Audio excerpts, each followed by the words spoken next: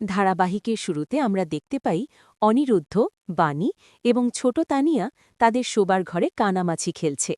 ঘরটি চমৎকারভাবে ফুল দিয়ে সাজানো হয়েছে। খেলার ছলে অনিরুদ্ধ ও বাণী একে অপরের খুব কাছাকাছি চলে আসে। অনিরুদ্ধ বাণীকে প্রিন্সেস বলে ডাকলে তাদের মধ্যে এক আবেগঘন মুহূর্ত তৈরি হয়।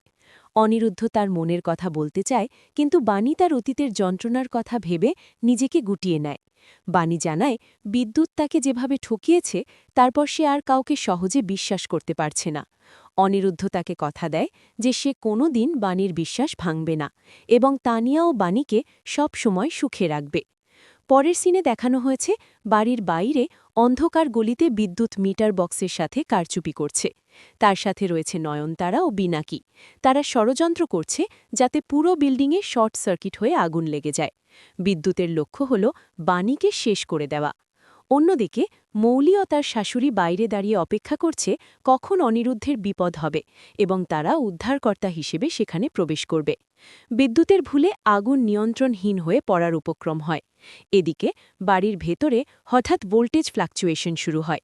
বাণীর ঘরে সাজানো ফুল ও প্রদীপে আগুন লেগে যায়। মুহূর্তের মধ্যে পুরো ঘর ধোঁয়ায় ভুলে যায়। বাণী ও অনিরুদ্ধ আতঙ্কিত হয়ে পড়ে। তারা তানিয়াকে নিয়ে ঘর থেকে বেরোনোর চেষ্টা করে, কিন্তু দেখতে পায় দরজা বাইরে থেকে বন্ধ। অনিরুদ্ধ প্রাণপণে দরজা ধাক্কানোর চেষ্টা করে। ধোঁয়ার কারণে তানিয়া ও বাড়ির বাকি সদস্যরা অসুস্থ বোধ করতে থাকে। অপরদিকে আগুন লাগার খবর পেয়ে বাইরে ভিড় জমে যায়। দমকল বাহিনী খবর পায় এবং দ্রুত ঘটনাস্থলে পৌঁছায়। অনিরুদ্ধ কোনো ক্রমে দরজা ভেঙে পরিবারের সবাইকে নিয়ে আগুনের লেলিহান শিখা পেরিয়ে বাইরে বেরিয়ে আসে।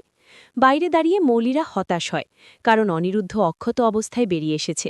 কিন্তু তারা মনে মনে খুশি হয় যে বাণী ও অনিরুদ্ধের ফুলসজ্জার রাতটি নষ্ট হয়েছে। দমকল কর্মীরা সফলভাবে আগুন নিয়ন্ত্রণে নিয়ে আসে। একটু মোড় ঘুরিয়ে আমরা দেখতে পাই পরের দিন সকালে অনিরুদ্ধ আগুনের কারণ নিয়ে পুলিশের সাথে কথা বলে। পুলিশ জানায় প্রাথমিক রিপোর্টে মিটার বক্সের সমস্যা মনে হলেও তারা নাশকতা বা ইচ্ছাকৃতভাবে আগুন লাগানোর সম্ভাবনা উড়িয়ে দিচ্ছে না। এটি শুনে অনিরুদ্ধ চিন্তিত হয়ে পড়ে। এদিকে বাণী ও বান্টি আগুনের পর অগোছালো হয়ে যাওয়া ঘর পরিষ্কার করতে ব্যস্ত থাকে। বাণী তানিয়ার জন্য নুডলস বানাতে গেলে সেখানে কুয়াশা বা কুহুর সাথে তার মজার কথোপকথন হয়, যেখানে দেখা যায় কুয়াশা রান্না করতে গিয়ে বেশ হিমশিম খাচ্ছে। ধারাবাহিকের শেষে আমরা দেখতে পাই অনিরুদ্ধ যখন অফিসে বেরোনোর প্রস্তুতি নিচ্ছে, তখন হঠাৎ মৌলি অনেকগুলো বড় বড় কার্টুন নিয়ে হাজির হয়। সে বাড়ির পুড়ে যাওয়া ইলেকট্রনিক জিনিসের বদলে নতুন টিভি, মাইক্রোওয়েভ এবং এসি কিনে এনেছে। মৌলি দেখাতে চায় যে সে অনিরুদ্ধের পরিবারের কত বড় শুভাকাঙ্ক্ষী। তবে বাণী ও সাথীর মুখে বিরক্তির ছাপ স্পষ্ট দেখা যায়। আগামী পর্বে আমরা দেখতে পাব বাণী ও অনিরুদ্ধের বাড়িতে মৌলি এসে বাণীকে তাচ্ছিল্য করতে শুরু করে।